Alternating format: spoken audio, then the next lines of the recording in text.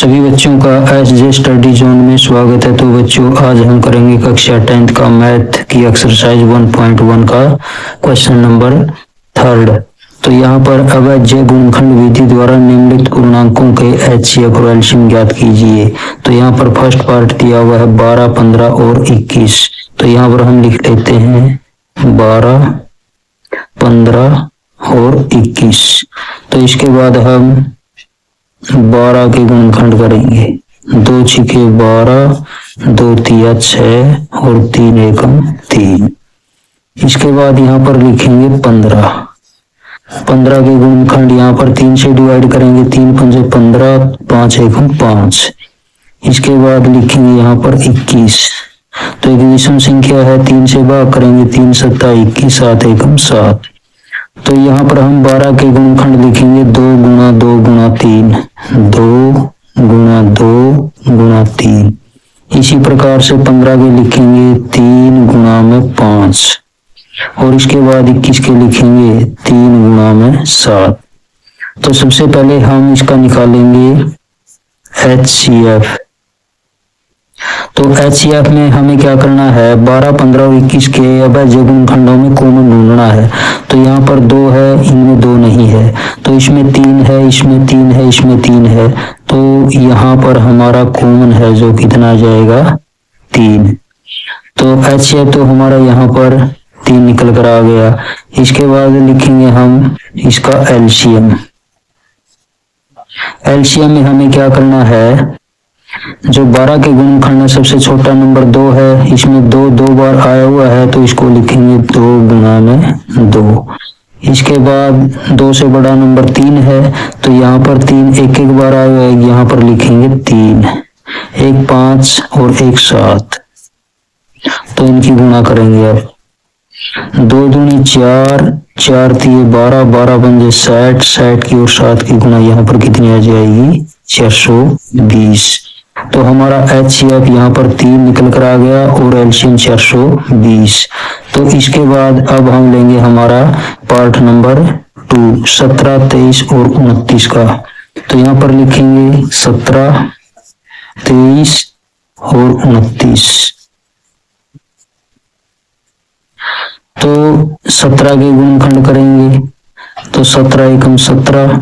इसके बाद यहाँ पर 23 लिखेंगे, 23 एकम 23 और इसके बाद यहाँ पर 29 लिखेंगे तो 29 एकम 29। तो यहाँ पर हमारे गुणनखंड हुए 17, 23 और 29। अब हम इसका एचसीएफ निकालेंगे तीनों का। तो एचसीएफ में हमें क्या देखना है, कॉमन देखना है। तो 17, 23 और 29 में से कोई भी कॉमन नहीं है। तो इस कंडीशन में हमें क्या करना है, जो एक होता है ये सभी का कॉमन होता है। इसको हम ऐसे भी लिख सकते हैं 17 गुणा 1, 23 गुणा 1 और 29 गुणा 1। यहाँ पर हमें एक कॉमन है जो सभी का कॉमन होता है, इसलिए हमारा इस कंडीशन में 17, 23, 29 का एचसीएफ होगा 1। अब हम निकालेंगे इसका एलसीएम। एलसीएम में हमें क्या करना है, यहाँ पर 17 की, 23 की और 29 की मल्टीप्लाई कर देनी है। 17, 23 और 29। तो इसकी गुणा हमारे पास आएगी यहाँ पर 17 3 51, 17 दूनी 34 और 5 39, 391 की और 29 की गुणा हमें यहाँ पर कर देनी है। ये गुणा आएगी हमारी 11,339।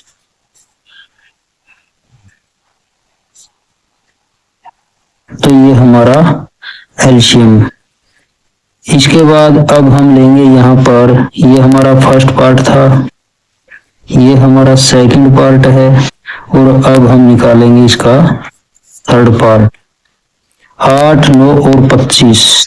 तो यहाँ पर लिखेंगे हम 8, 9 और 25। तो यहाँ पर हम 8 के अवैज्य गुणनखंड करेंगे। 2 चौके 8, 2 दूनी 4 और 2 एकम 2। इसके बाद 9 के गुणनखंड करेंगे। 3 तिया 9, 3 एकम 3। इसके बाद 25 के गुणनखंड करेंगे। 5 पंजो पंजो 25 और 5 एकम 5। तो हमारे यहाँ 8 के जो भाज्य गुणनखंड हैं 2 गुणा 2 गुणा 2। इसके बाद 9 के गुणनखंड लिखेंगे 3 गुणा में 3 और 25 के लिखेंगे 5 गुणा में 5। तो देखो बच्चों, अब हम इसका HCF निकालेंगे। HCF में हमें क्या ढूंढना है? कॉमन उभयनिष्ठ। यहाँ पर 2 है, इनमें 2 नहीं है। यहाँ पर 3 है, इसमें और इसमें 3 नहीं है। यहाँ पर 5 है, 8 और 9 के भाज्य गुणनखंडों में 5 नहीं है।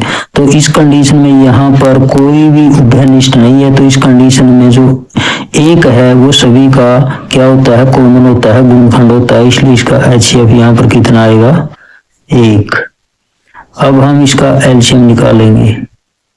एलसीएम में हमें क्या करना है? सबसे छोटा नंबर 2 है, 3 बार आया है, इसको 3 बार लिखेंगे। इसके बाद 2 से बड़ा नंबर 3 है, 2 बार आया है, इसको 2 बार लिखेंगे। और इससे बड़ा नंबर 5 है, 2 बार आया है, इसको 2 बार लिखेंगे।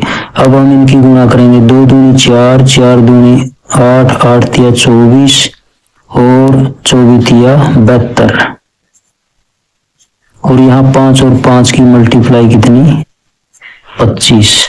तो इसके बाद यहाँ पर इनकी दोनों की गुणा करेंगे। 25 दूनी 50, 25 सत्ता 175 और 5 180। तो हमारा यहाँ पर एलसीएम कितना निकल कर आ गया? 1800। तो इस प्रकार से क्वेश्चन नंबर जो हमारा 3rd था, इसके तीनों के तीनों पार्ट हमने कंप्लीट कर लिए। तो इसके बाद अब हम करेंगे क्वेश्चन नंबर 4। तो यहाँ पर क्या दिया हुआ है? HCF 306, 657 का दिया हुआ है 9। तो हमें एलसीएम याद करना 306 और 657 का। तो देखो बच्चों, यहाँ पर 306 और 657 का क्या दिया हुआ है? 9 HCF दिया हुआ है। तो हमें एक सिंपल सा फॉर्मूला याद रखना यहाँ पर। तो हमारा फॉर्मूला क्या है? पहली संख्या गुणा दूसरी संख्या तो बराबर किसके होती है? HCF गुणा एलसीएम के। तो दो संख्याओं का गुणनफल बराबर होता है उन संख्याओं के HCF और एलसीएम के गुणनफल के बराबर।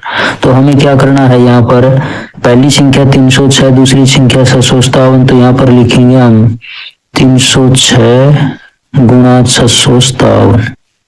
इसके बाद क्या लिखेंगे? HCF कितना दिया हुआ है? 9। तो इसको 9 लिखेंगे।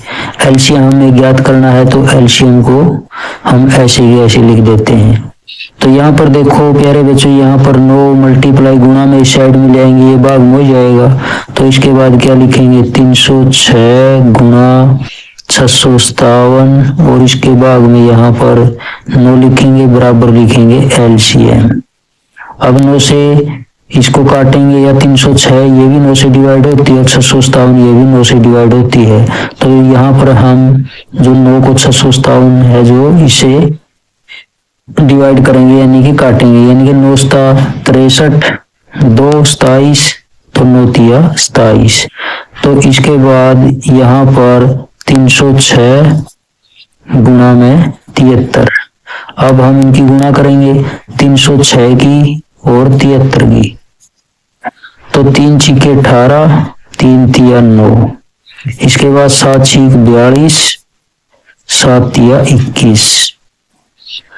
तो इसको जोड़ेंगे 8, 2 और 1 3 और 4 13, 1 और 1 करेगा यहाँ पर 2 और 2 के 2, 22,338। तो यहाँ पर जो हमारा एलसीएम निकल कर आया, कितना आया? 22,338। ये हमारा राइट आंसर हो जाएगा।